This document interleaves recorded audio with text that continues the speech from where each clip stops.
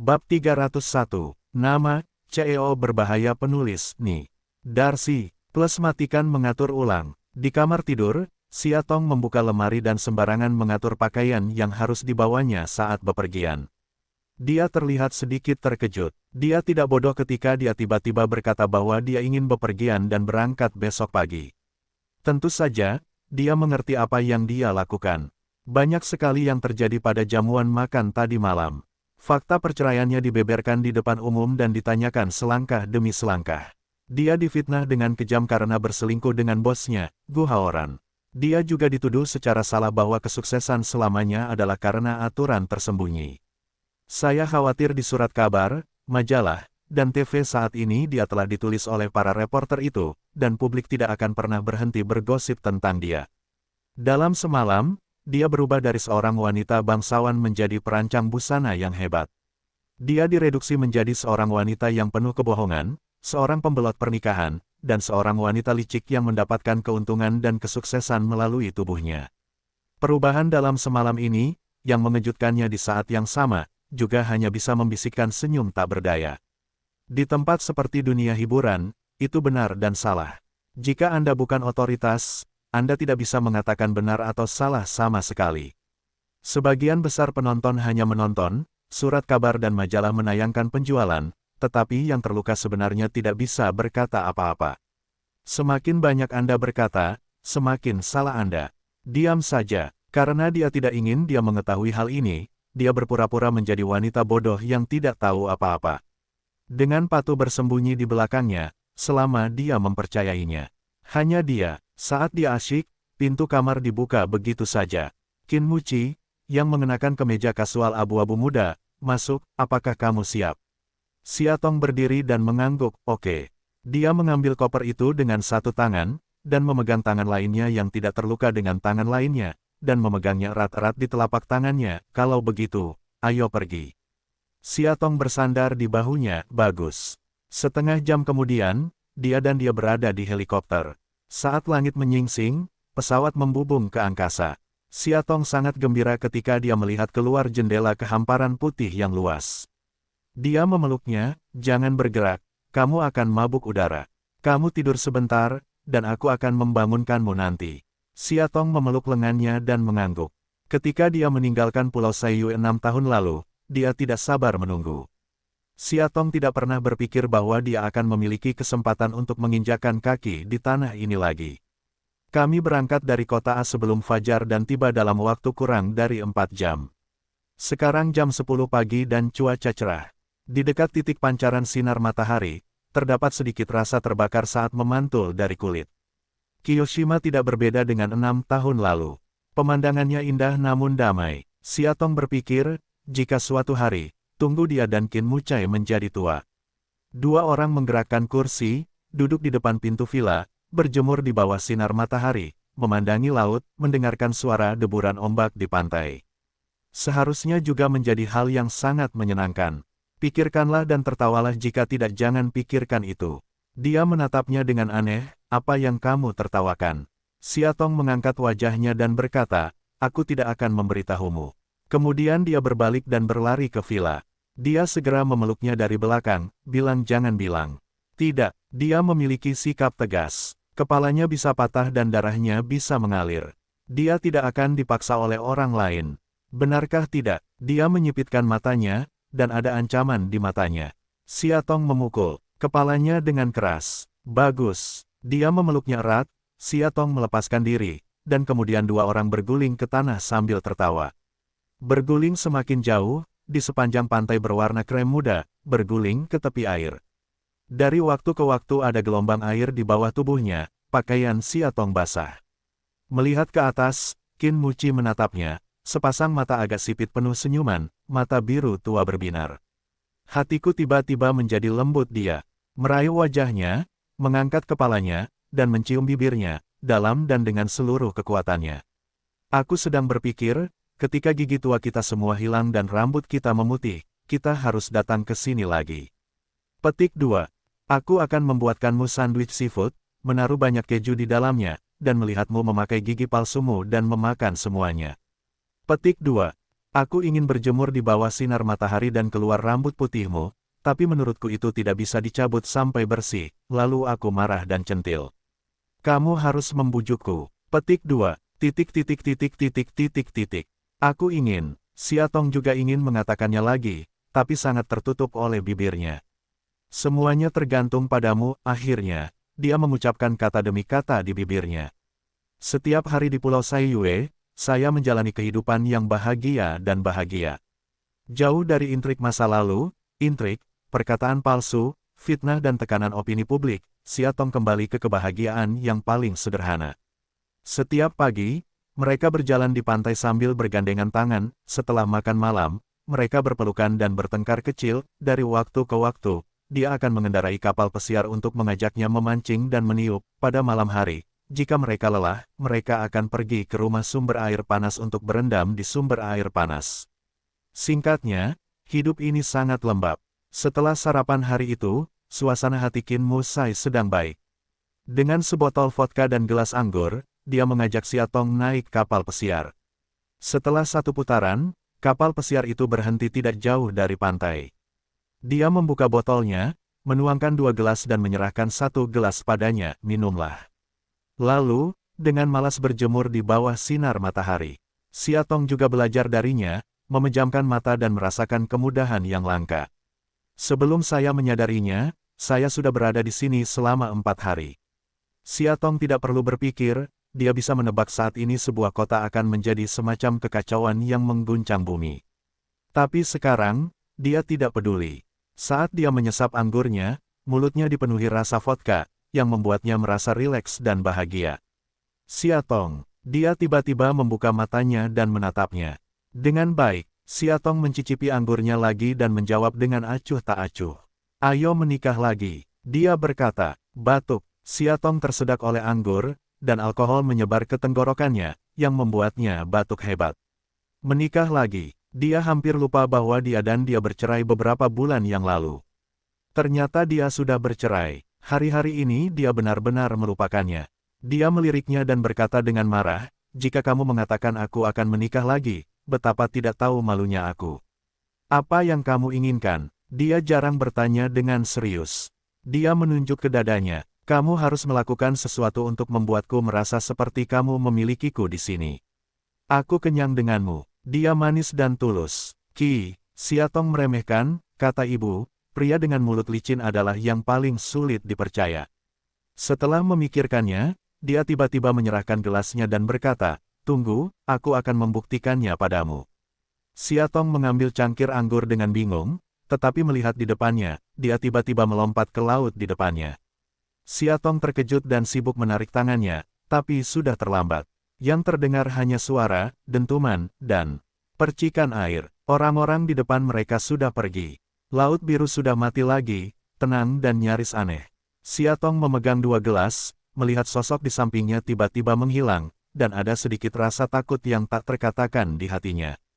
Qin Banyak, kamu di mana? Dia meletakkan cangkirnya, mulai takut, dan terus berteriak ke laut, aku bercanda denganmu, keluarlah untukku. Tolong, jangan menakutiku. Aku berjanji, keluar saja. Jangan bermain-main denganku. Keluar. Jika kamu tidak keluar lagi, aku akan mengabaikanmu. 10 detik, 20 detik, 30 detik, 1 menit, 2 menit pria itu belum keluar. Ketakutan di hati Siatong tiba-tiba memuncak, dan ada badai di dadanya, yang membuatnya sulit bernapas. 2 menit kemudian, dia masih belum keluar. Yang terjadi selanjutnya adalah sepotong warna merah tua, darah seperti merah tua, menyebar perlahan bersama air laut. Perlahan-lahan mengelilingi seluruh kapal selam. Siatong melangkah mundur dan menjadi pucat. Itu tidak akan terjadi, itu tidak akan terjadi. Dia begitu kuat sehingga dia selalu maha kuasa. Dia pernah menantang hujan peluru, ledakan, dan api untuk menyelamatkannya dari segala macam kesulitan. Dia sangat yakin bahwa dia akan selalu melindunginya. Dia tak terkalahkan dalam segala macam kesulitan. Titik. Apa yang terjadi padanya? Apa yang terjadi padanya? 3 menit kemudian, dia masih belum keluar. Hati Siatong terus tenggelam, lalu tenggelam, dan akhirnya tenggelam ke dasar. Itu tidak akan terjadi, bukan? Qin Banyak, aku bajingan, keluarlah. Bahkan jika kamu ingin mati, kamu harus menikah lagi denganku dan mati lagi. Aku melahirkan seorang anak untukmu dan kehilangan seorang anak. Sebelum aku menikah lagi dan berbagi harta milikku, kamu akan mati untukku. Apakah aku berhutang budi padamu? Qin banyak. Aku, keluar, keluar. Saat dia berteriak, sebuah tangan tiba-tiba keluar dari bawah laut. Cincin berlian cerah di jarinya bersinar di bawah sinar matahari. Mata Xiaotong panas. Kemudian, wajah yang membelah hatinya dan hampir menghentikan jantungnya muncul dari laut. Dia meraih tepi kapal pesiar di satu tangan dan cincin berlian di tangan lainnya, dengan senyuman di matanya. Jangan khawatir, wanita kaya kecil, kamu tidak bisa melarikan diri dengan harta bendamu. Saya hanya bermain di laut dan menemukan sebuah cincin. Menurutmu saat itulah Titanic tenggelam. Mungkin itu tanda cinta Jack pada Ruth. Dia tertutup air, tidak pernah berantakan. Tapi rasa sayang di matanya membuatnya merasakan kebahagiaan sepenuh hatinya. Aku tidak ingin apapun dari kematian, gumamnya. Oh, itu saja, dia berkata pada dirinya sendiri, lalu aku membuangnya. Lalu dia memberi isyarat untuk membuangnya. Xiaotong segera meraihnya dan berkata, "Hei, apa kamu gila?" Dia meraih tangannya dan meletakkan cincin itu, dengan kuat di jari manis kirinya di laut, lalu dia menundukkan kepalanya dan memberinya ciuman dalam di telapak tangannya. "Xiaotong, kamu milikku. Sekarang, kamu tidak bisa melarikan diri." Cahaya bersinar di antara jari manis tangan kirinya mengguncangnya. Setelah mendarat, dia segera mengambil handuk untuk menyeka rambutnya dan melihatnya mengenakan pakaian bersih lagi. Kemudian dia merasa lega. Dia menariknya ke pangkuannya, memeluknya dan berkata, "Senang rasanya punya istri." Wajah Xiaotong memerah, siapa yang menyuruhmu untuk tidak menghargainya sebelumnya? Di masa depan, hanya istriku yang akan mengikutiku. Dia bersumpah. Melihat penampilannya yang serius, Xiaotong tidak bisa menahan tawa. Di sela-sela menggoda, tiba-tiba sebuah helikopter melintas di langit, berhenti di sebuah ruang terbuka tak jauh dari Pulau Saiyue. Dia menariknya dan berkata, "Akhirnya kita sampai." "Siapa di sini?" Xiaotong tidak tahu. Kenapa? Dia tersenyum dan tidak berbicara. Dia terlihat sangat misterius. Beberapa menit kemudian, ketika Xiaotong melihat bahwa dia dipimpin oleh Ni Sheng dan berlari ke arahnya, dia tiba-tiba berdiri dengan semangat. Jelas sekali, dia juga melihat ayah dan ibunya, dan bergegas ke Xiaotong. Dia memeluk dirinya sendiri dan berkata, "Bu, kau membawakanku sayang." Xiaotong sangat bersemangat. "Qin banyak." Aku mengangkat bahunya, aku benar-benar ingin berada di dunia dua orang, tapi cewek ini mengganggu Ni Sheng setiap hari saat kita pergi. Dia juga seorang pria dengan keluarga dan mulut. Dia hampir salah mengira dia pacar untuk anak haramnya dan pecah krisis cinta. Jadi aku harus membiarkan dia menyampaikannya. Petik 2. Batuk. Ni Sheng di samping, malu batuk kering. Mata hitam besar Sia melihat sekeliling dengan rasa ingin tahu, "Bu, di mana ini?" Xiaotong berkata, "Ini adalah tempat ayah dan ibumu menghabiskan bulan madu mereka." "Menyenangkan." Sayang marah, "Menyenangkan sekali. Kenapa kamu tidak mengajakku bersamamu?" Xiaotong terpeleset. Qin Muzi membungkuk dan menyentuh kepala putrinya, "Sebenarnya, ayah dan ibu sudah lama membawaku ke sini." Sayang kecil memiringkan kepalanya, "Kenapa aku tidak tahu?" Qin berkata, "Karena kamu masih muda. Ayahlah yang membawamu ke sini, dan ibumu yang membawamu kembali." Xiaotong dengan dingin menatapnya, penjelasan ini sungguh menakjubkan. Setelah itu, keluarga beranggotakan 3 orang ini tinggal di Pulau Saiyue selama beberapa hari. Xia Guoguo ada di sini untuk pertama kalinya. Dia penasaran dengan segala hal dan ingin mencobanya saat bertemu hal-hal lucu. Untungnya, dengan Qin yang banyak menemaninya, Xiaotong tidak terlalu khawatir. Tanpa disadari, dia telah berada di Pulau Saiyue selama lebih dari 10 hari. Malam itu, Xiaotong di kamar akan dengan patuh dibujuk untuk tidur. Ketika saya turun, saya melihat lampu di ruang tamu masih menyala. Berpikir bahwa itu pasti Qin Mucai, dia mempercepat langkahnya sedikit, tetapi ketika dia mendengar percakapan, langkahnya terhenti. "Musao," tuannya marah setelah membaca berita di koran. "Aku mencarimu selama ini. Jika kamu tidak kembali, aku khawatir." Itu suara Ni Sheng. "Aku tahu." Qin Muci berkata dengan ringan, "Kamu tidak mengatakan keberadaanku." "Tidak, tapi tuannya pasti menyadarinya. Aku telah mengirim orang untuk mengikutiku akhir-akhir ini. Untungnya, Aku sudah terguncang beberapa kali. Tapi tidak ada cara untuk terus seperti ini. Daripada membiarkan tuannya marah ketika dia menemukanmu, sebaiknya kamu membawa Nona Xia kembali dan menjelaskan kepada tuannya. Begitu, Qin Muci meletakkan gelasnya dan berkata, sudah larut malam. Tidurlah dulu, aku ingin sendiri untuk sementara. Ya, Ni Sheng melangkah mundur. Ketika dia melihat Xia Tong berdiri di sudut tangga, dia terkejut dan berbalik untuk melihat ke arah Qin. Xia Tong ke arahnya untuk melakukan tindakan mendesis. Dia dengan jelas mengangguk, diam di lantai atas. Xia Tong berdiri di tempat yang sama sejenak, berpikir beberapa detik, lalu keluar dari sudut dengan mengenakan sepatu. Saat ini, Qin Mucai sedang menuangkan segelas anggur dengan kepala tertunduk. Dia mendengar suara itu dan mengangkat kepalanya. Ketika dia melihat bahwa itu adalah dia meletakkan botol anggurnya. Kenapa kamu tidak tidur? Xia Tong mendatanginya dan mengeluarkan botol anggur di tangannya. Saya masih minum sampai larut malam, dan saya tidak takut sakit kepala saat bangun besok pagi. Aku sudah terbiasa, dia berkata. Mendengar Wen, seperti dua kacang polong di langit, kalian berdua benar-benar pasangan, mereka semua mengatakan hal yang sama. Dia teringat pagi hari ketika dia melarikan diri dari Villa Zuo Fengshan terakhir kali. Qin Hansheng juga, membalasnya dengan 3 kata yang sama. Qin Muci Leng-Leng, benarkah? Dia segera menyadari bahwa dia telah mengatakan sesuatu yang salah. Xia Tong meletakkan botolnya, bersandar di lengannya, duduk dan bertanya, kapan kita akan kembali? Dia meraih sejumput rambut di pipinya dan berkata dengan suara yang dalam, apakah kamu ingin pergi? Aku tidak mau, tapi aku harus pergi, kata Xia. Dia menatapnya dengan mata jernih. Kebahagiaannya dan kebahagiaannya saat ini didasarkan pada kekacauan dan penderitaan banyak orang. Qin banyak, saya belum kembali ke perusahaan selama berhari-hari. Saya khawatir Kaisar Sheng akan berada dalam kekacauan. Ada juga Qin Hansheng yang marah, Nes yang kacau, dan Gu Haoran. Dia tidak bisa terlalu egois padanya lagi. Mereka harus kembali dan mengambil potongannya. Apakah kamu takut? Dia bertanya. Xia Tong menggelengkan kepalanya, tidak ada yang perlu ditakutkan.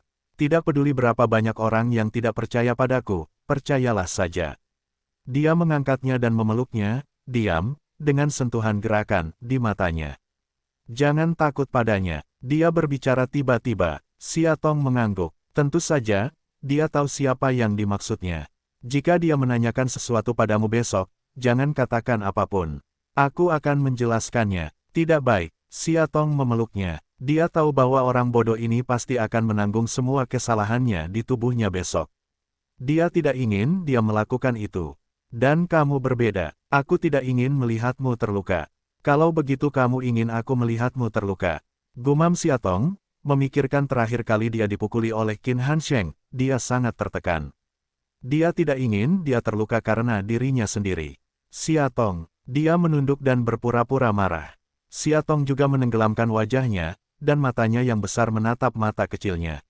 Setelah sekian lama, mereka memecahkan gong sambil tertawa. Baiklah, baiklah. Dia memelintir telinganya dan berkata, jangan menyalahkan siapapun, katakan saja. Setelah jeda, dia berkata, tetapi sebenarnya saya tidak tahu harus berkata apa. Saya masih tidak mengerti alasan perceraian. Itu bukan karena kamu suka memikirkan sesuatu yang tidak kamu miliki. Dia meraih tangannya. Xia Tong marah, mengapa kamu tidak mengatakan bahwa kamu suka menggoda? Selain menyentuh bungamu dan memprovokasi rumputmu, siapa lagi yang telah aku provokasi? Xia Tong mulai membalik akun lama, Qin Mucai, apakah kamu masih berpikir aku tidak masuk akal? Dia bodoh, Manru sudah lama sekali lalu, dan Suruo tidak punya apa-apa lagi. Adapun Shen Yin, dia terbatuk 2 kali, malu, semuanya sudah berakhir. Masa lalu, Xia Tong berkata dengan marah, Qin banyak, bagaimana kamu bisa berhubungan dengan begitu banyak wanita saat aku pergi? Masuk akal untuk mengatakan bahwa pria dalam novel roman juga harus memperhatikan wanita setelah dia pergi. Haruskah dia tetap menyimpan tubuhnya untuknya? Mengapa kamu begitu tidak berterima kasih? Petik 2. Xia Tong ingat bahwa ketika Yi Xuechang di penjara, Qin Mu memutuskan untuk membiarkan dia menemaninya selama 1 malam, dan dia menyelamatkan Yi Xuechang. Akibatnya, ketika dia pergi mencarinya sesuai kesepakatan, dia melihat Shen Yin keluar dari rumahnya dalam keadaan telanjang. Sekarang aku memikirkannya, dia sangat membenci. Siatong dengan marah dan menggigit dagunya, Qin Mucai, brengsek. Tapi dia segera membalas, dia menjilat dagunya, dengan santai menjawab, baiklah, aku brengsek. Siatong menggigit tulang selangkanya lagi, Qin Mucai, kamu adalah serigala seks besar yang hanya tahu cara meminta rambut sembarangan. Dia segera membuka kancing di dadanya dan memegang tulang selangkanya, baiklah, aku seekor anjing hutan yang hanya mencintaimu. Siatong ingin menggigitnya kembali. Tetapi dia mendapati giginya telah bergulir ke bawah, perlahan-lahan turun ke pipi, telinga, leher, dan tulang selangkanya yang halus. Pakaian, kemana kalian semua pergi? Ini adalah pikiran terakhir Siatong sebelum dia menjadi bingung. Keesokan paginya, 4 orang naik helikopter dan kembali ke kota A. Qin Mucai hendak membawa Guoguai dan Siatong kembali ke Villa Huyuan, meletakkan barang bawaan mereka, lalu kembali ke Gunung Zuofeng.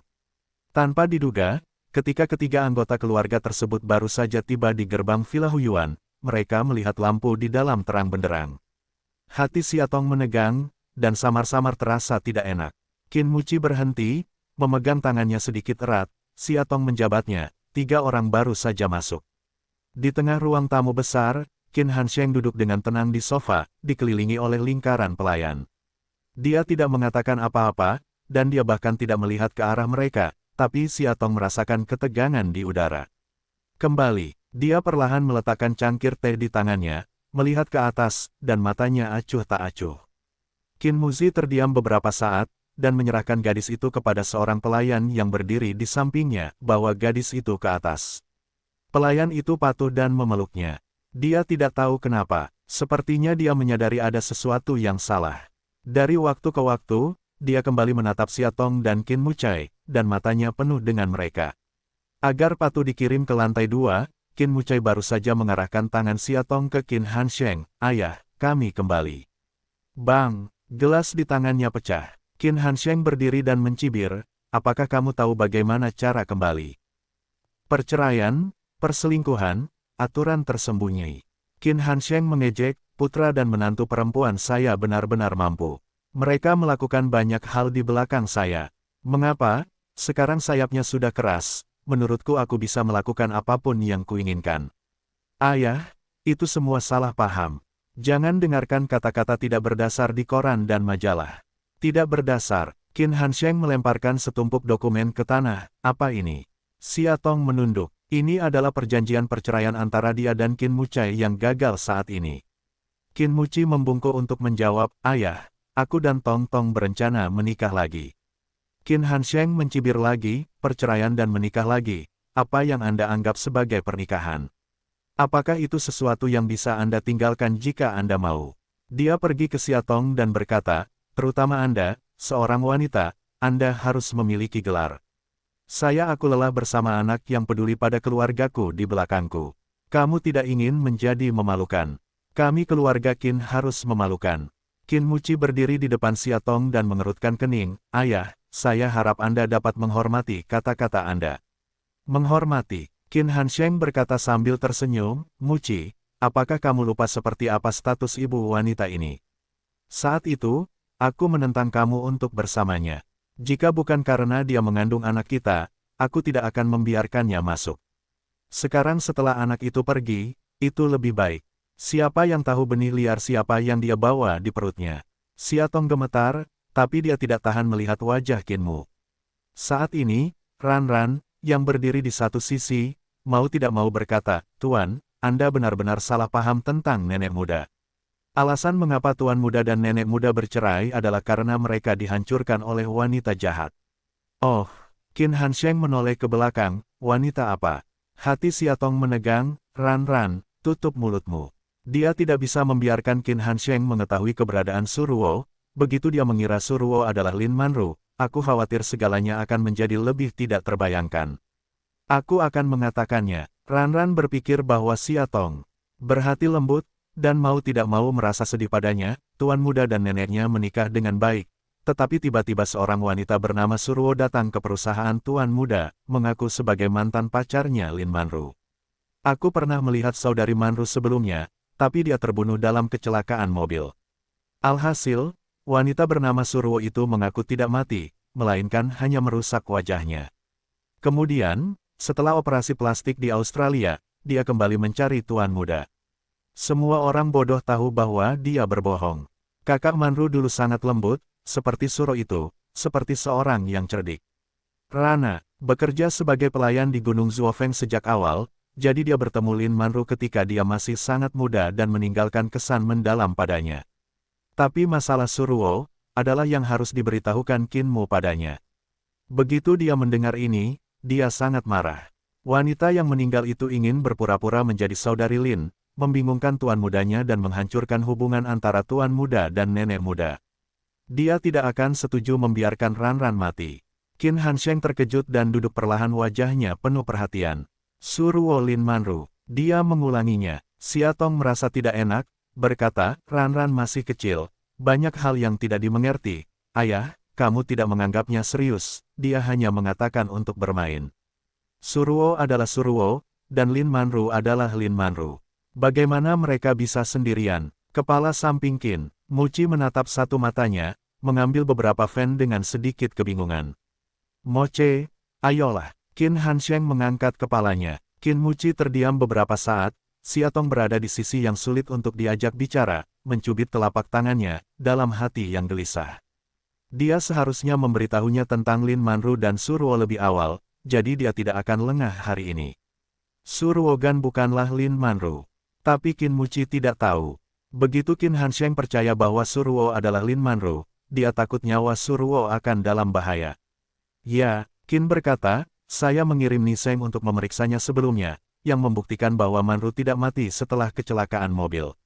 Seperti yang dikatakan Ranran, Manru cacat setelah kecelakaan mobil dan menjadi gila selama 2 tahun.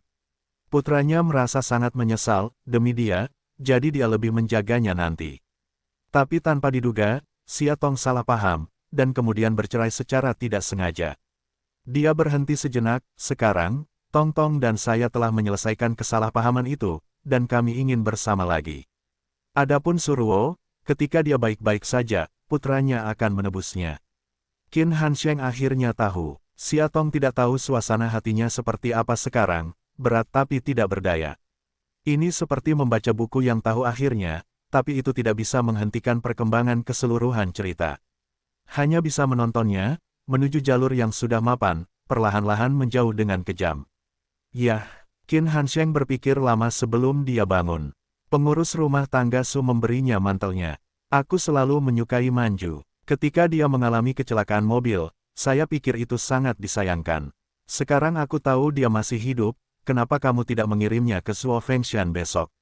Saya ingin makan malam dan mengobrol dengannya. Sia, Tong menggenggam tangan Qin Mucai dan memberinya tatapan, tidak. Suruo sedang dalam masa pemulihan di rumah sakit akhir-akhir ini.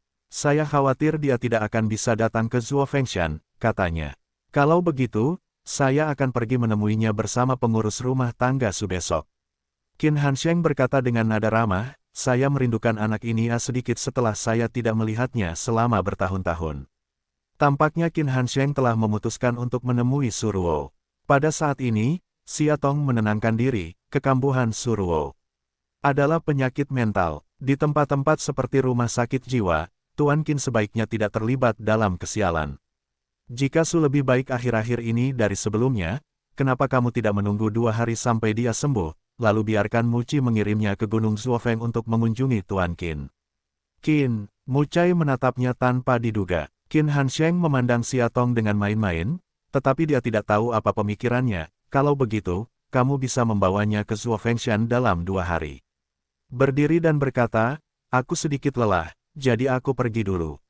Saat dia lewat, dia menepuk bahu Qin Muci, masalah antara kalian, suami dan istri, harus diselesaikan secepat mungkin. Saya tidak ingin Diseng melakukan kesalahan karena ini, Anda tahu. Petik 2. Ya, ketika kedamaian di villa pulih, Qin banyak menatap Siatong dan bertanya, mengapa kamu tidak membiarkan ayahku melihat Suruo? Semua ini terlalu rumit, Siatong juga tidak tahu bagaimana menjelaskannya, hanya bisa dengan acuh berkata, kamu membiarkan ayah mertuaku melihat mantan pacarmu, di mana kamu meletakkan wajah istriku. Dia mengerutkan kening, tampaknya tidak mempercayai alasannya. Baiklah, baiklah. Siatong berpura-pura santai dan berkata, aku baru saja pulang. Aku hampir kelelahan. Aku akan mandi dulu. Pergi dan istirahat juga. Selesai berkata, lalu buru-buru berlari ke atas. Di sudut tangga, dia bersandar ke dinding dan tampak redup. Bukannya dia tidak ingin memberitahunya tentang semuanya, tapi sebenarnya ada alasan mengapa dia tidak bisa mengatakannya. Itu hanya dugaan dia mengaitkan dokumen rahasia itu dengan perdagangan narkoba Qin Hansheng. Dia tidak dapat menjamin hal ini terjadi. Namun Lin Manru memilih tinggal di Australia secara anonim. Dia tidak yakin apa ruginya jika dia mengungkap kejadian ini. Siatong tahu bahwa dengan temperamen Qin Muci, begitu dia tahu bahwa Lin Manru yang asli sama sekali bukan Suruo, melainkan berada jauh di Australia, dia akan segera memesan tiket pesawat. Saya khawatir jika waktunya tiba, biarkan Qin Hansheng melihat petunjuknya, dan Nyonya Field yang berhati-hati akan mengalami kecelakaan. Saya khawatir ini akan menjadi semakin buruk. Sekarang, satu-satunya hal yang bisa dia lakukan adalah mengingatkan Suruo untuk melarikan diri. Tidak peduli berapa biayanya, kita harus meninggalkan kota, bahkan Tiongkok, untuk melarikan diri dari kendali Qin Hansheng. Ini mungkin satu-satunya cara untuk menyelamatkan hidupnya. Rambut hitam panjang keriting, dengan kacamata hitam besar yang hampir menutupi separuh wajah, wajah dicat putih, dan sepasang bibir yang biasanya tidak berdarah juga dicat cantik. Siatong menatap wajah aneh di cermin. Setelah memikirkannya, dia masih sedikit gelisah. Dia mengambil topi luar biasa dengan pinggiran besar di atas meja. Saat dia turun, Ran-Ran sedang mengepel lantai.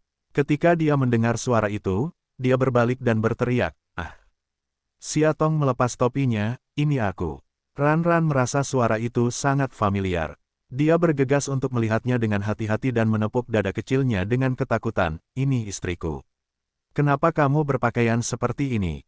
"Aku takut setengah mati," Siatong berkata sambil tersenyum, "ada yang harus kulakukan. Aku harus keluar dulu. Apakah kamu ingin aku menyiapkan makan malam?" Ran-Ran bertanya, "Baiklah, bersiaplah." Siatong memikirkannya dan berkata, "Rasanya jangan terlalu berat. Aku ingin sesuatu yang ringan akhir-akhir ini. Jarang sekali istri saya menginginkan sesuatu yang ringan." Meskipun Ran-Ran bingung, dia mengangguk, "Oke." Keluar dari pintu, Siatong tanpa sadar menurunkan pinggirannya. Bukan karena dia sengaja ingin mengubah dirinya menjadi hantu. Hanya saja segala macam berita dan gosip tentang dirinya tersebar ke seluruh dunia akhir-akhir ini. Dia, sebaiknya tetap low profil agar dia tidak dikenali oleh beberapa paparazi gosip dan mendapat masalah.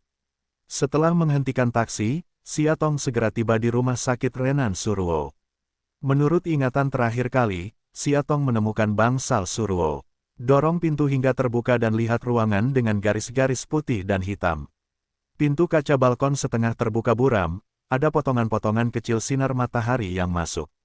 Sesosok tubuh kurus berjas medis berjongkok di balkon, kepalanya tertunduk. Di depan bunga matahari yang tipis, dia membungkuk untuk mencium, penuh perhatian dan lembut. Dia belum pernah melihat Suruo terlihat seperti ini, seolah senyuman tipis mengungkapkan sedikit kebahagiaan.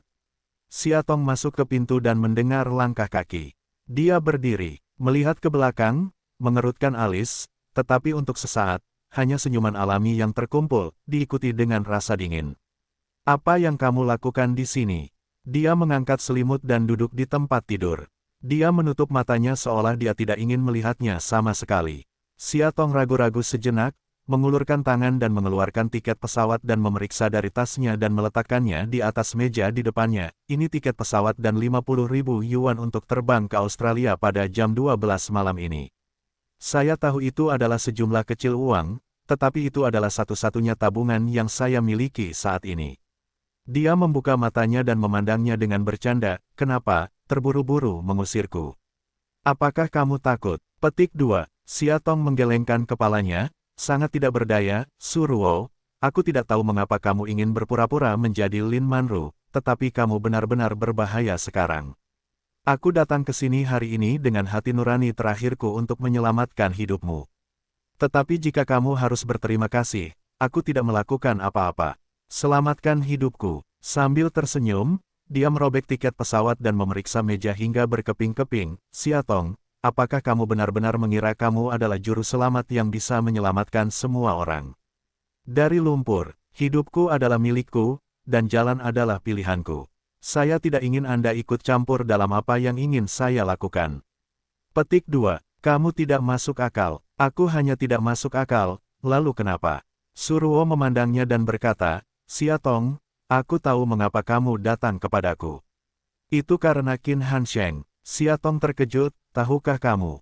Tentu saja aku tahu. Suruo berkata, 5 tahun lalu, dia dan Xia Wanlin merencanakan kecelakaan mobil bersama, bukan?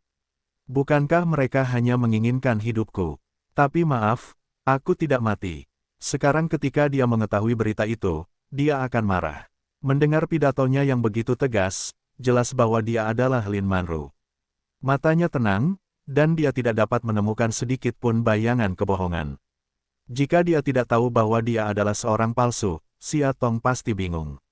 Dalam hal akting, Suruo pasti berasal dari kelompok yang kuat.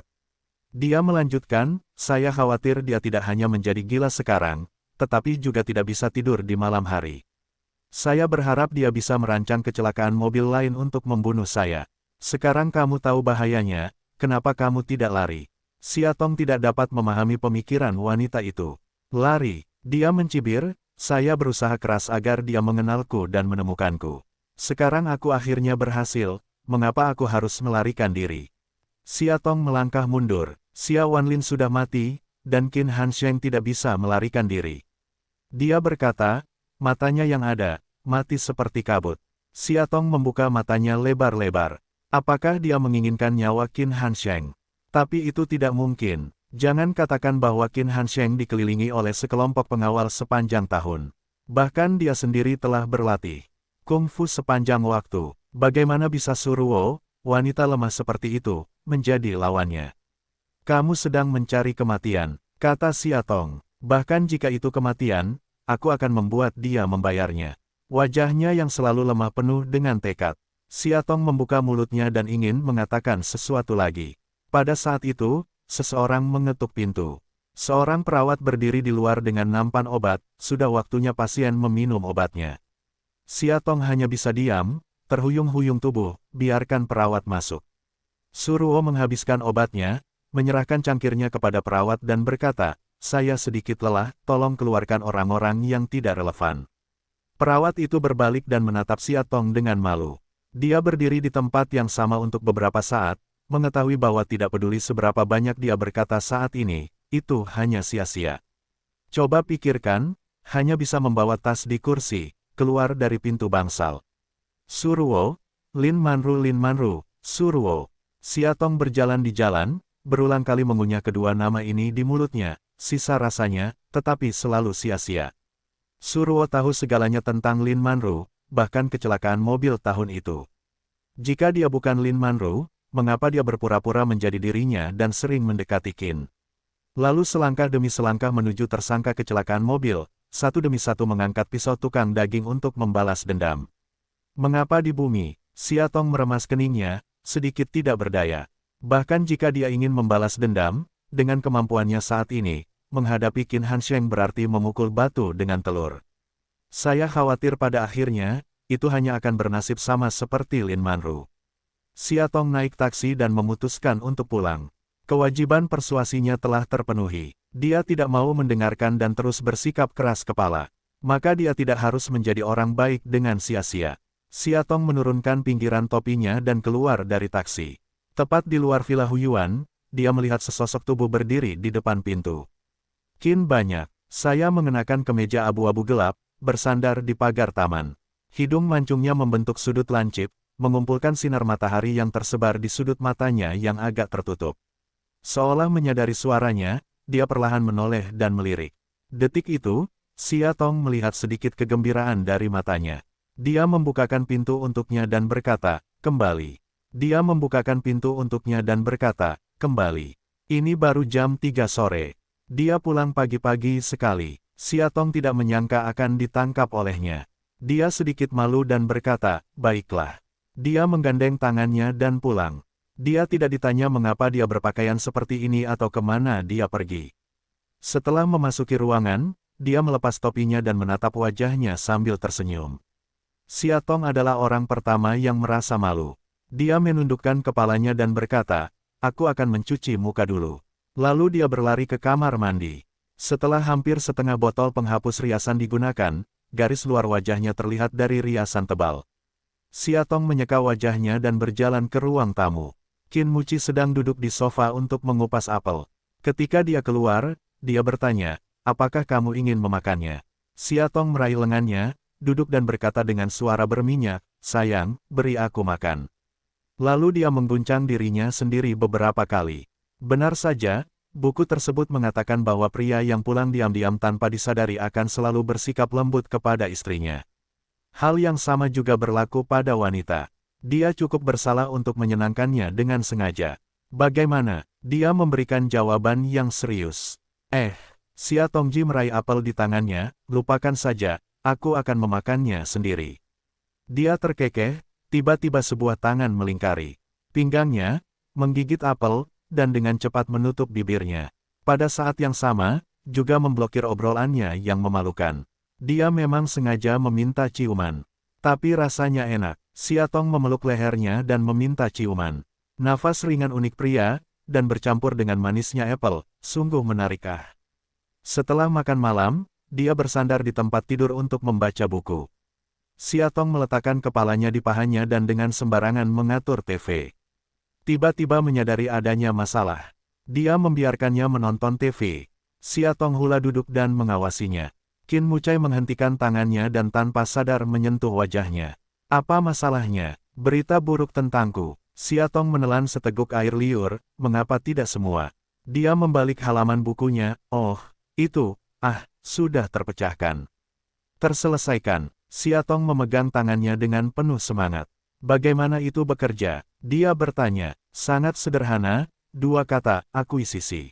Dia menjawab sembarangan. Siatong, akuisisi. Dengan baik, dia mengangguk, kali ini yang paling ditargetkan padamu, terungkap yang paling sengit sebenarnya adalah 1 minggu. Luo Qingheng, reporter yang mendesakmu selangkah demi selangkah di pesta koktail terakhir, juga merupakan kartu truf 1 mingguan. 2 hari ini, saya meminta Niseng untuk membeli 1 mingguan, dan pada saat yang sama, saya menolak Luo Qingheng, yang merupakan peringatan bagi orang lain. Surat kabar dan majalah kecil lainnya melihat akhir 1 minggu, tentu saja tidak berani mencoret-coret. Dalam 2 hari, saya akan mengeluarkan pernyataan pernikahan kembali dan menjelaskan hubungan antara Anda dan Gu Haoran. Setelah mendengar ini, darah Siatong mendidih. Benar saja, kapitalis yang kejam adalah vampir yang membunuh orang tanpa darah. Jika mereka mengambil uang sebagai selembar kertas, mereka akan membelinya. Kalau dibilang putih, tidak ada yang berani bilang hitam. Yah, akunya, dia sedikit sombong. Begitu dia berpikir untuk pergi keluar di masa depan, dia tidak harus menjadi seperti hantu seperti hari ini, jadi dia sangat bahagia. Suamiku, kamu baik sekali. Dia melingkarkan lengannya di lehernya dan bertingkah genit. Dia menutup bukunya dan memeluknya, saya telah melakukan begitu banyak hal. Haruskah istri saya memberi hadiah kepada saya? Hadiah apa yang kamu inginkan? Siatong bertanya, setelah bertanya, dia menyesal. Benar saja, tangannya dengan sadar menyentuh pakaian di dalamnya. Siatong memegangnya dan tersipu, tidak bisakah kamu memikirkan hadiah yang sehat? Dia terus menyentuh bagian dalam tanpa ekspresi, Siatong tidak berdaya. Setelah memikirkannya, mataku tiba-tiba berbinar, kenapa kita tidak pergi ke bioskop dan makan malam besok? Dia bingung dengan tangannya. Siatong yang mengangkat alisnya, ketika kamu mengejarku di apartemen Bauhinia, kamu tidak selalu berharap aku bisa memberimu kesempatan untuk makan malam dan menonton film bersama. Kali ini aku memutuskan untuk memberimu hadiah ini. Apakah kamu setuju? Qin Mucai terlihat jelek. Apakah kamu tidak menyusul saat itu? Sekarang dia sudah mendapatkannya, dia tidak buru-buru menggulung spray bersamanya. Sebaliknya, dia memintanya untuk pergi ke bioskop bersamanya. Apa kabarmu? Siatong gemetar, saya baru-baru ini mendengar tentang sebuah film.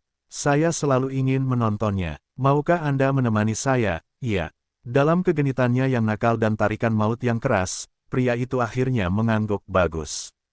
Pengalaman tragis berikutnya adalah Siatong mendapati dirinya terdesak lagi. Halo, dia meronta, merasa sangat tidak adil, mengapa kamu selalu melakukannya? Pria itu mengangkat alisnya, apa yang kamu inginkan? Kamu, di bawah sana Siatong dengan sangat heroik mengeluarkan jari tengah kanannya. Berdiri di atas tangan, sepasang ekspresi kakak perempuan yang besar. Dia tidak memiliki bahasa, sebelum dia bereaksi, dia datang, tetapi dia melihat Siatong di bawah tubuhnya tiba-tiba mendorongnya menjauh, lalu memanjat tubuhnya sendiri. Wajahnya berubah. Benar saja, begitu Siatong stabil, dia mulai sibuk. Tangguh sekali menarik pijamannya di kedua sisi, ingin melepasnya. Pria secara naluriah memegang celananya, bukan karena dia pemalu, tapi itu sungguh aneh.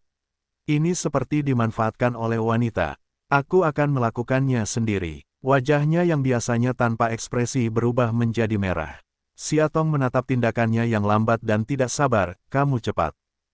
Dia mendongak dan melihat ke tubuhnya yang terbungkus erat, kamu tidak akan memakai pakaian untuk menguatkanku, kan?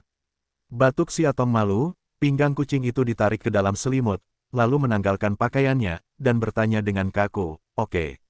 Baiklah, suaranya serak, mematikan lampu. Dia masih malu. Sambil tersenyum, dia mematikan lampu depan, meninggalkan lampu dinding yang redup. Siatong dalam selimut pengap untuk sementara waktu, sampai kekurangan oksigen, dia hanya keluar dengan wajah merah. Saat ini, Qin Muci sedang bersandar di samping tempat tidur dengan santai, menopang separuh wajahnya dengan malas. Tidak ada apa-apa di tubuhnya, kulit gandum di bawah cahaya memancarkan kilau yang mempesona. Sehelai rambut menggantung malas di pipi, sungguh menakjubkan membuat orang-orang sangat ingin terburu-buru, membantunya menepisnya, dan kemudian batuk. Melihat dia tidak bergerak, dia bertanya dengan penuh minat, apakah kamu membutuhkan aku untuk membantumu? Siatong marah, apakah buah merah ini membencinya? Tidak, orang berebut nafas, Buddha berebut dupa. Apakah lebih baik naik sekarang? Pergi, Siatong bertekad, dan kucing itu memanjat ke arahnya. Karena terlalu gugup, tangannya gemetar, sehingga berat badannya beberapa kali tidak stabil, hingga hampir terjatuh. Qin Muci berbaring dengan nyaman di bawah tubuhnya, tangan di pinggangnya, tangan yang terputus-putus gatalnya, sengaja membuat masalah. Siatong dilahirkan dengan tangan. Dia sangat bingung sehingga dia harus menghentikan tindakannya. Lalu keduanya saling menatap dengan mata besar. Akhirnya, dia marah, Qin banyak, jika kamu tidak berperilaku lebih baik, aku akan menjadi terlalu kuat bagimu untuk bangun dari tempat tidur malam ini. Dia tampak takut dan tidak bergerak lagi. Yah, dia benar-benar ingin tertawa, tetapi pengendalian dirinya yang kuat hanya membuatnya mengangguk tanpa ekspresi. Siatong menghela nafas dan terus mencarinya dengan sibuk. Ketika dia melihatnya dengan jelas, wajahnya memerah. Dia sepertinya memiliki ragu-ragu sejenak, jadi dia menggenggamnya. Pada saat ini, pria itu juga tanpa sadar mencubit pinggangnya, tubuhnya secara naluriah bereaksi. Ho, Siatong dengan lembut menarik napas, kali ini akhirnya digenggam dengan kuat. Dia menutup matanya, sedikit tersipu, tapi masih terus bergerak. Cobalah untuk duduk, ingin tenggelam ke dalam tubuhnya, tindakan selalu panik buruk, beberapa kali sedikit lebih buruk. Saya terengah-engah dan berkeringat. Qin Muci menatap wajahnya dengan wajah sempit. Wajah pucatnya ditutupi dengan pemerah pipi yang cerah, bersinar dengan kecemerlangan yang mematikan, giginya menggigit bibir bawah karena rasa malu, dan matanya selalu terpejam, seolah takut menatap wajahnya. Saya harus mengakui bahwa dia sangat cantik saat ini. Ketika dia mengalami kegagalan yang tak terhitung jumlahnya, pria itu akhirnya menghela nafas tak berdaya dan menggenggam bahunya dengan kedua tangan. Tindakannya sangat cepat sehingga dia tidak bisa bereaksi. Tampaknya suatu saat, dia hanya menekannya seperti serigala, dan di suatu tempat. Di bawah tubuhnya menyatu erat dengan batu percikan ini. Pada saat itu, perasaan indah, seperti kilat, menjalari hatinya, dan dia hampir tidak bisa menahan tangisnya. Suara itu segera meresap ke dalam bibir dan lidahnya yang berapi-api, dan mereka mulai berciuman. Dari awal yang lambat hingga yang kemudian panas nakal, rasa sakit dan manis bercampur, tidak dapat membedakan satu sama lain. Siatong bersarang di pelukannya, merasakan suara berdebarnya lagi dan lagi, menikmati kelembutannya yang sengaja diperlambat, dengan lembut menutup matanya. Sore berikutnya, Siatong mengenakan sweater katun, Winnie the Pooh, barunya dan melihat sekeliling ke cermin. Lalu dia dengan ragu-ragu mengetuk pintu kamar mandi, sayang, kamu baik-baik saja. Di dalam terdengar suara gila pria itu, Siatong, apakah kamu yakin aku ingin memakai ini? Tentu saja, Siatong mengangkat alisnya, ini adalah sepasang pakaian Winnie the Pooh yang saya beli dari internet. Harganya 80 yuan, kualitasnya sangat bagus. Anda tidak tahu betapa kerasnya saya bekerja untuk mendapatkannya. Siatong mengambil keuntungan dari kesuksesannya dan merasa gembira. Beberapa menit kemudian, laki-laki itu akhirnya keluar dengan kusut, menarik ujung dan topi kuning berbulu itu dari waktu ke waktu, rasanya sangat tidak nyaman. Siatong berpegangan tangan dan tersenyum, bagus sekali. Siatong, aku tidak memakai pakaian kekanak-kanakan seperti itu 10 tahun yang lalu.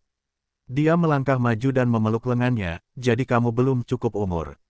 Aku akan membawamu untuk menemukan kepolosanmu yang hilang. Keluar dari villa, Qin Muci memandangi sepeda ganda yang ditempatkan di luar pintu, dan melanjutkan tanpa berkata-kata, kamu. Ayo, ayo, Siatong Zuan berkata, itu membosankan berkencan dengan mobil. Dua orang naik sepeda ke bioskop bersama, lalu membeli 2 popcorn dan menonton film. Romantis sekali. Di mata kerinduannya, Qin Mucai dengan kaku menyimpan kuncinya, menghela nafas dan berjalan menuju sepeda. Siatong, sambil tersenyum, segera mengikutinya. Bioskop masa kini menayangkan film kebanggaan dan prasangka lama. Meski tua, namun tidak mempengaruhi booming penonton, bioskop penuh hampir penuh orang. Siatong sedang makan popcorn dan minum minuman bersoda. Suasana hatinya tergantung dengan perkembangan keseluruhan film. Kadang senang, kadang kesal, kadang kusut, kadang gugup. Hingga akhirnya, gambar itu membeku di balik matahari terbenam yang berwarna jingga. Ketika pahlawan Darcy dan pahlawan wanita Elizabeth akhirnya berhasil menembus prasangka dan kegigihan batin mereka, mereka saling berpelukan dan berciuman. Film selesai. Keluar dari bioskop, Siatong belum kembali. Kata-kata yang Darcy ulangi kepada Elizabeth selalu ada di benaknya, Nyonya Darcy, Nyonya Darcy, Nyonya Darcy. Siatong, ada apa denganmu? Melihat dia tertegun, Qin Mu bertanya. Kamu memanggilku apa? Dia tiba-tiba menunjuk pada dirinya sendiri dan bertanya. Qin Muci tidak tahu, jadi dia berkata, Siatong. Kaki Siatong melompat tertekan, ini benar-benar membosankan. Anda lihat betapa romantisnya Tuan Darcy. Dia memanggil istrinya Nyonya Darcy, dan terus menelepon berkali-kali. Dia menutupi dadanya dan berkata, saya sangat bersemangat.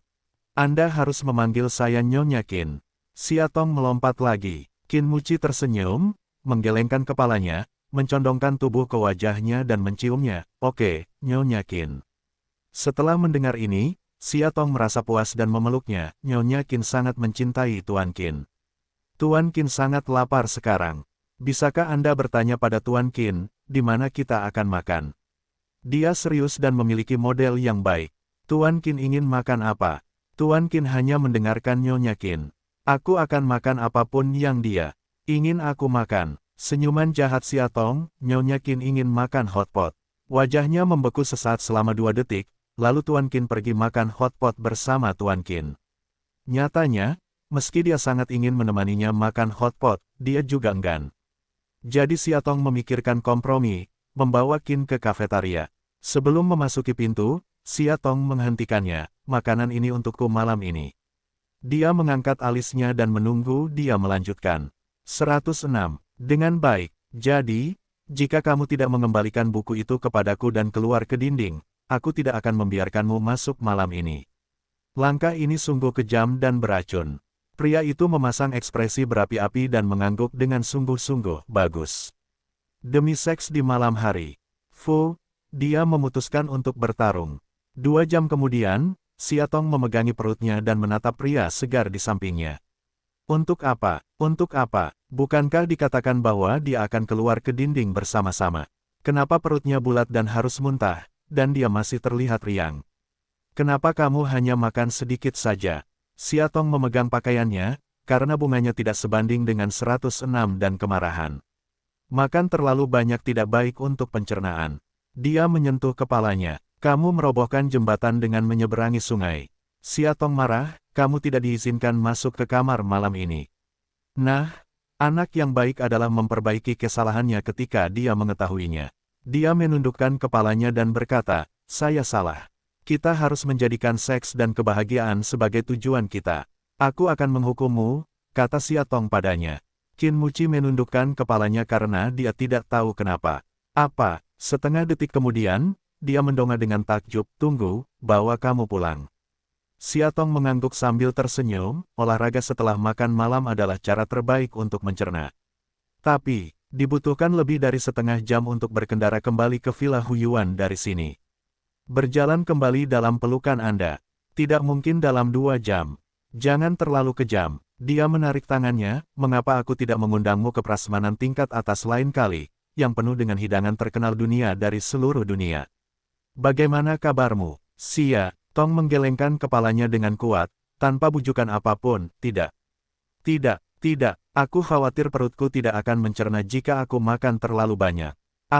Dia ingin mengatakan lebih banyak, tapi Siatong menyela, jika kamu tidak memelukku, aku akan naik taksi pulang. Kamu tidak perlu memasuki kamar. Biarkan Rana membereskan kamar tamu untukmu malam ini. Melihatnya berpura-pura pergi, dia akhirnya membuka lengannya tanpa daya dan berkata, ayolah. Siatong menundukkan kepalanya dan tertawa. Dia berbalik dan berhasil melompat ke pelukannya. Siatong masih ringan, tetapi setelah makan seperti itu, jumlah tonnya jelas lebih banyak. Untungnya, Qin Mucai selalu berolahraga, jadi tidak sulit untuk menggendongnya. Hanya saja, tapi masih agak canggung. Dari waktu ke waktu, orang yang lewat menunjuk kedua orang dan berbisik. Siatong benar-benar mengabaikannya, hanya meraih lehernya, kepala Fu yang manis di dadanya. Di sudut jalan, di dalam mobil bisnis berwarna hitam, Gu Haoran bersandar di kursi di belakangnya dan dengan sadar menutup jendela, mengisolasi segala sesuatu di luar. Ada telepon untukmu. Sekretaris Suya bertanya, Tuan Gu, apakah Anda ingin saya menolaknya? Dengan baik, dia menutup matanya dengan malas, memikirkannya, lalu bertanya, siapa yang menelepon? Itu adalah seorang wanita yang menyebut dirinya Bunga Matahari. Bunga Matahari, Bunga Matahari. Dia membuka matanya, beri aku teleponnya. Ya, pada akhirnya keduanya akhirnya pulang sambil bergandengan tangan. Bukan, karena dia tidak bisa memeluknya, tapi Siatong hanya ingin menghukumnya. Melihatnya bertahan lebih dari setengah jam, hampir sulit, langsung juga enggan. Jadi mereka melompat darinya dan pulang sambil bergandengan tangan.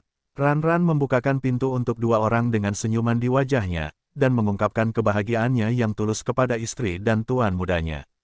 Tanpa diduga, begitu Siatong memasuki kamar, wajahnya berubah dan dia bergegas ke toilet. Ran bertanya dengan aneh, ada apa, Nyonya? Qin Muci meregangkan lengannya yang sakit dan berkata tanpa daya, dia sendiri yang memintanya. Pergi ke kotak obat dan cari obat untuk pencernaan.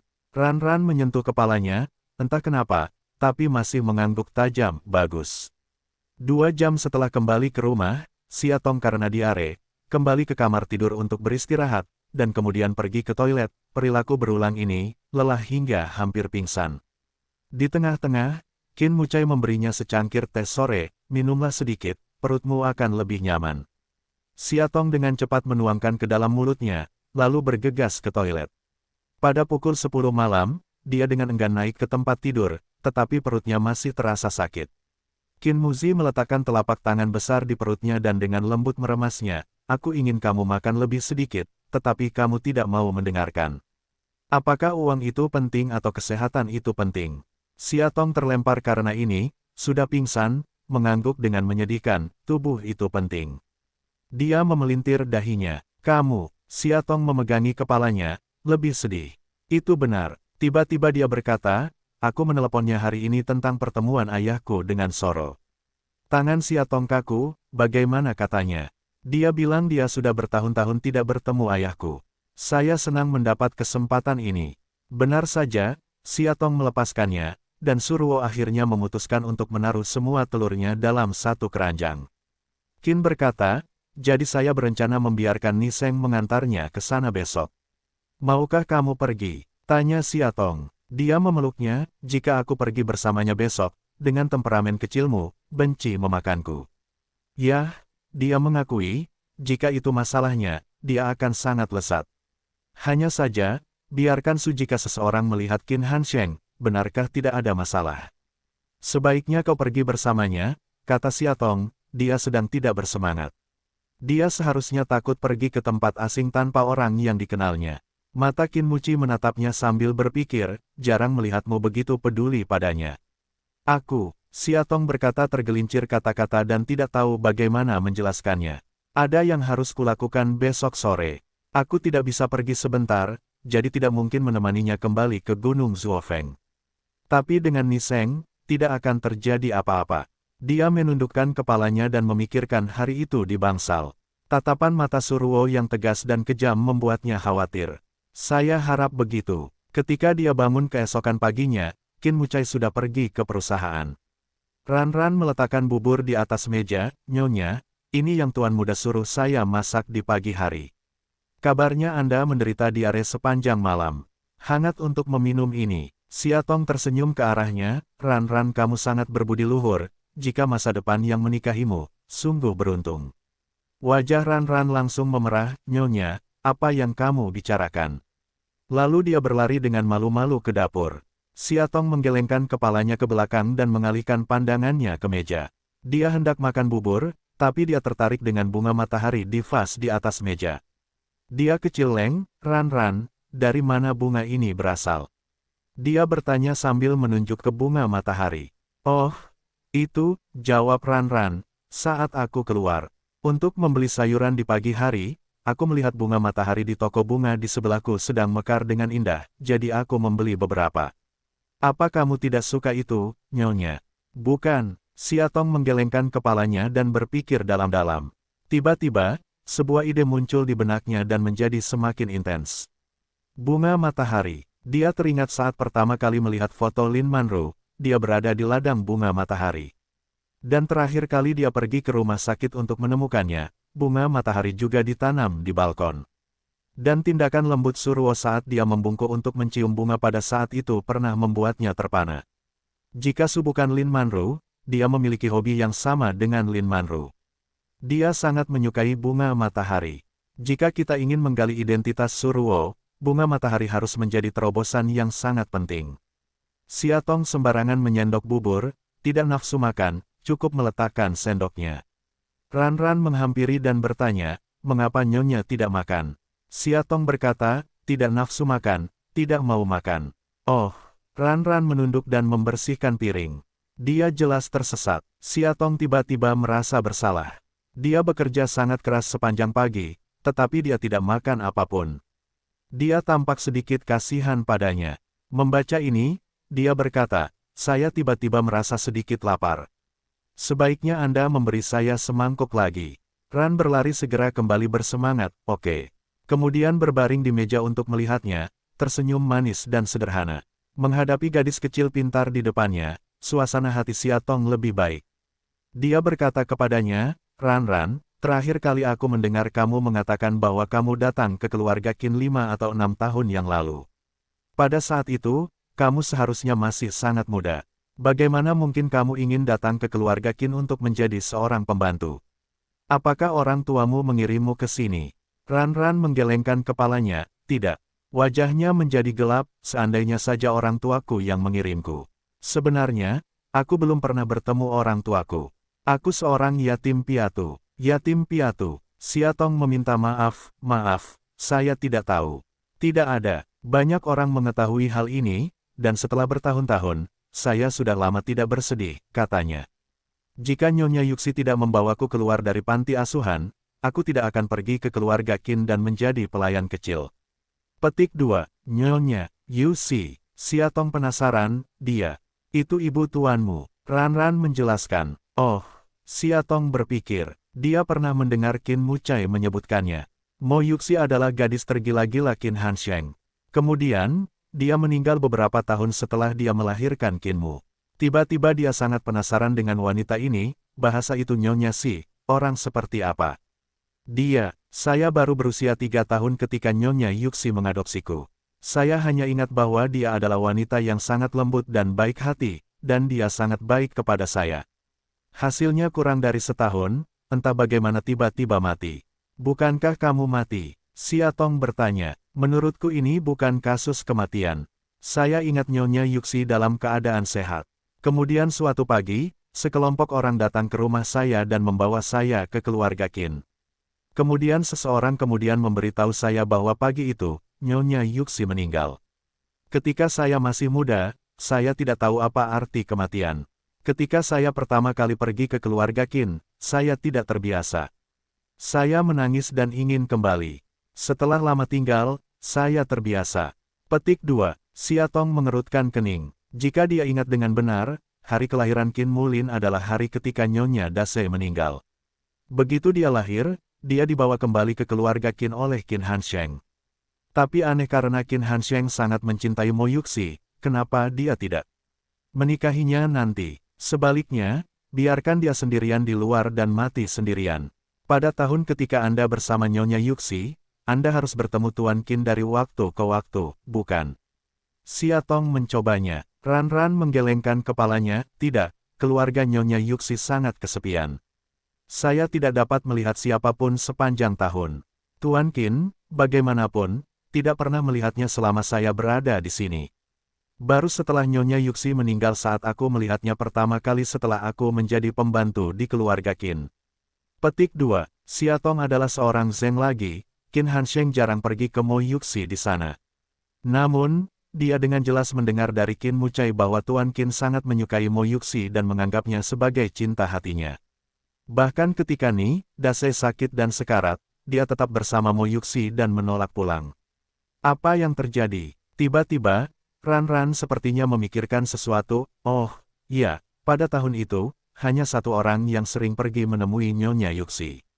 Siapa? Siatong bertanya. Ran menyentuh kepalanya dan berkata dengan malu, saya masih muda saat itu, saya tidak dapat mengingatnya dengan jelas. Saya hanya ingat bahwa dia adalah seorang anak laki-laki berusia 11 tahun.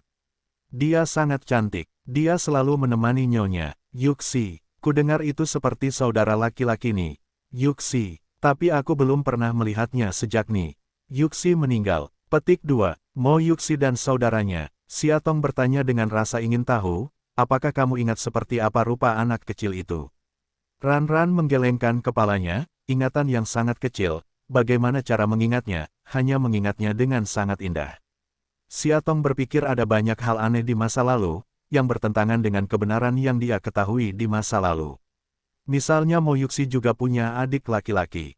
Qin Mubi dibawa kembali ke keluarga Qin oleh Qin Hansheng segera setelah dia lahir, tetapi Mo Yuxi selalu berada di luar dan tidak pernah memasuki keluarga Qin.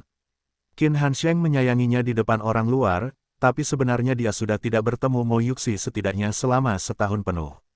Semua ini sungguh terlalu aneh. Tapi untuk sesaat, dia tidak tahu kenapa. Sambil memegang sendok, dia terus merenung, sebuah kata tiba-tiba terlintas di benaknya, panti asuhan.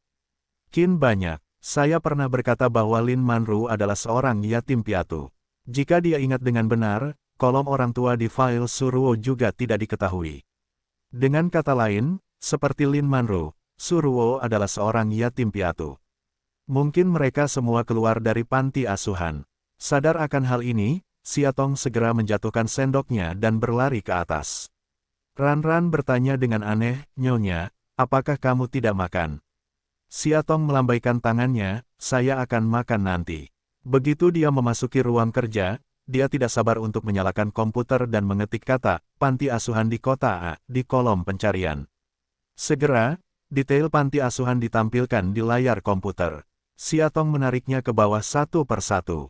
Saat dia melihat salah satunya, jari-jarinya yang memegang mouse terasa kaku. Bunga Matahari. Nama panti asuhan ini adalah Bunga Matahari. Benarkah ada panti asuhan bernama Bunga Matahari? Hati Siatong tegang, karena sedikit kebenaran ini, dan darahnya mendidih. Dia berdiri dan mulai berganti pakaian. Dia ingin pergi ke panti asuhan. Mungkin di panti asuhan, Bunga Matahari, ini, dia bisa mengungkap kebenaran Lin Manru dan Suruo. Seperti yang dia duga, panti asuhan, Bunga Matahari, terletak di pinggiran kota yang indah. Tak jauh dari panti asuhan, terdapat ladang bunga matahari yang luas. Karena sekarang baru bulan Juni, belum waktunya bunga matahari mekar, jadi belum berbunga. Tapi 3 atau 2 di antaranya cantik. Guru di panti asuhan itu sangat baik hati. Begitu Siatong menyebut nama Lin Manru, dia langsung berkata, saya ingat, gadis kecil itu sangat cantik dan pintar. Saya mendapat beasiswa setiap tahun dari sekolah menengah pertama. Kemudian, saya masuk universitas dan melanjutkan ke Jerman sebagai pelajar pertukaran. Setelah pulang ke rumah, saya sering kembali ke panti asuhan untuk bermain dengan anak-anak. Dalam beberapa tahun terakhir, saya mungkin sibuk dengan pekerjaan saya dan jarang datang ke sini, tetapi saya datang ke sini setidaknya sekali atau 2 kali setahun mendengar pidato itu. Siatong tertegun, dia juga datang tahun ini. Guru itu mengangguk, ya, saya datang ke sini beberapa bulan yang lalu. Tetapi setiap kali dia tinggal sebentar, dia pergi paling lama 2 hari. Saya dengar dia menikah dan punya anak di Australia, dan keluarganya bahagia. Dari semua anak yang saya ajar, dia sangat beruntung. Australia, menikah dan punya anak. Alis Siatongning, ini 100% yakin dengan tebakannya sebelumnya, Nyonya Field benar-benar Lin Manru yang asli. 6 tahun yang lalu, dia tidak mengatakan apapun tentang apa yang disebut kematiannya, karena panti asuhan itu sangat terpencil sehingga para guru tidak memperhatikan berita tersebut. Meskipun dia telah berada di Australia selama 6 tahun terakhir, dia selalu kembali setiap tahun untuk mengunjungi mantan guru dan teman-temannya. Tapi dia takut Qin Hansheng akan mengetahuinya, jadi dia hanya bisa datang diam-diam selama 1 atau 2 hari. Siatong bertanya, apakah kamu punya anak yatim piatu bernama Suruo di sini? Suruo, guru memikirkannya dan tidak yakin, saya tidak ingat, tapi mungkin saya lupa. Tunggu sebentar, saya akan memeriksanya. Siatong mengangguk sambil tersenyum, tolong. Guru menggali informasi dari rak dan mencarinya dalam waktu lama. Akhirnya, dia menggelengkan kepalanya dengan pasti, tidak, bunga matahari belum pernah menerima anak bernama Suruo. Tidak. Siatonggang baru saja menarik hati, langsung santai, agak kecewa. Melihat tangan guru di buku informasi samar-samar memperlihatkan sebuah gambar, dia menunjuk ke buku informasi dan bertanya, bisakah Anda menunjukkannya kepada saya? Ya, guru menyerahkannya, ini semua anak-anak di kelas Manju. Siatong mengambil fotonya, itu adalah foto grup. Foto tersebut terlihat agak tua, jelas berumur beberapa tahun. Setiap wajah anak di foto tersebut penuh dengan senyuman awet muda dan energi. Tiba-tiba, matanya tertuju pada suatu tempat. Ternyata saat dia keluar dari panti asuhan, wajah Siatong pucat. Dia berjalan keluar dengan panik dan hampir tersandung batu di pinggir jalan. Sepanjang waktu, dia lupa hal terpenting. Bagaimana dia bisa lupa? Akibatnya, dia bisa membunuh seseorang. Siatong mengeluarkan ponselnya dan menelepon Qin Mucai, tapi mematikannya. Pergi untuk menelepon telepon Suruo lagi. Sial, tidak ada yang menjawab sepanjang waktu. Untuk sesaat, Siatong memiliki keinginan untuk menghancurkan ponselnya hingga jatuh ke tanah. Dia bergegas ke pinggir jalan dan memanggil taksi, Tuan, saya akan ke Zuofengshan. Sopir itu menatapnya dengan aneh, nak, Gunung Zuofeng tidak dekat sini. Tentu saja dia tahu jaraknya jauh. Gunung Zuofeng terletak di sebelah timur kota, sedangkan bunga matahari terletak di sebelah barat kota. Kedua tempat itu hampir menjangkau seluruh kota, tapi dia tidak bisa mengatur sebanyak itu. Aku pergi sekarang juga, sekarang juga. Mungkin nadanya terlalu galak. Sopir itu sedikit ketakutan. Dia menoleh ke belakang dan menginjak mesin.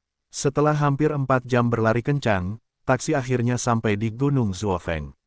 Saat ini, menjelang malam, matahari terbenam berwarna jingga sudah terbit di langit.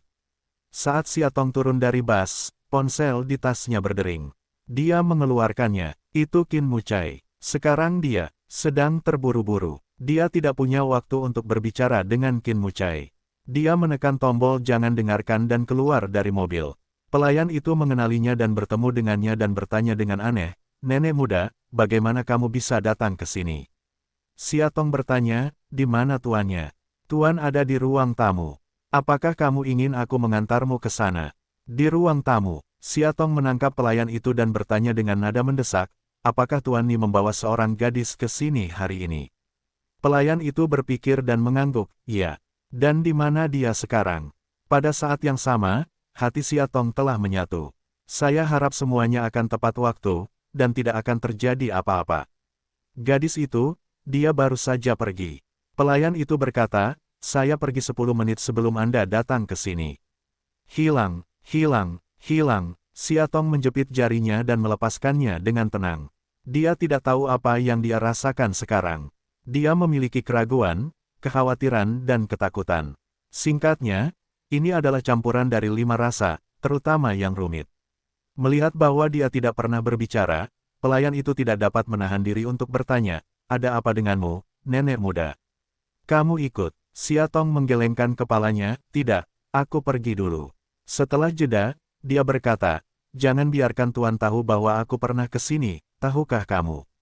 Pembantu Aleng, mengangguk ragu-ragu, ya.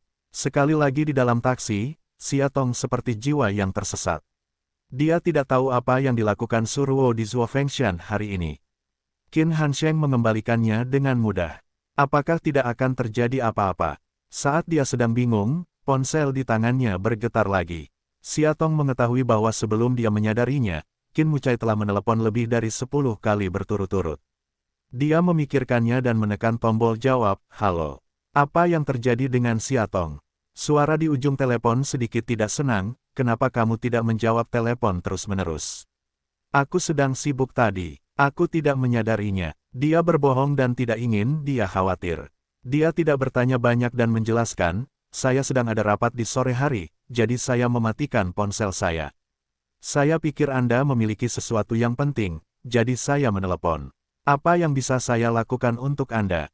Siatong Dun hidup, dia melakukannya tidak tahu bagaimana mengatakan, sebenarnya, tidak ada apa-apa, kangen kamu, hanya ingin meneleponmu. Petik 2. Pria itu berhenti selama 2 detik. Dia tidak bodoh. Dia tahu dia berbohong. Tapi karena dia tidak mau mengatakannya, dia tidak ingin memaksanya. Mengganti topik pembicaraan, dia bertanya, apakah kamu di rumah sekarang? Tidak, Siatong berkata, siang hari membosankan, jadi aku keluar sebentar. Sekarang aku bersiap untuk pergi kembali. Dengan baik, dia mengangguk, saya baru saja meninggalkan perusahaan, siap untuk pulang. Berkendaralah dengan hati-hati dan perhatikan keselamatan di jalan, kata Sia. Ketika saya menutup telepon, panggilan lain masuk. Siatong hanya menenangkan hatinya, dengan nama di layar yang membingungkan, kembali bersatu. Suro, panggilan ini dari Suro.